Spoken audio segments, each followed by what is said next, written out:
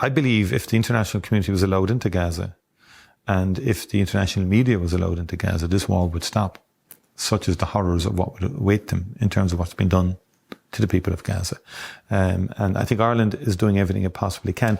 Does anyone say they wish more action could be taken, that they want this to go through? Yeah, people do, but when you explain to people, it will go through, but it has to go through. I think, in fairness to the authors of the bill, it has to go through in a strong way. If we just pass the bill as it is now, it would fall on the first hurdle. And there will be challenges to the bill. I expect the bill to be challenged.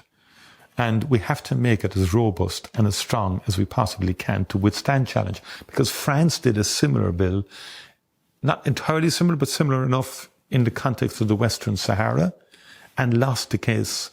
We're heading into a new administration with Donald Trump. How do you think the Occupied Territories Bill would land with the new administration and Donald Trump? He's made his views. Donald Trump is a strong supporter of Israel.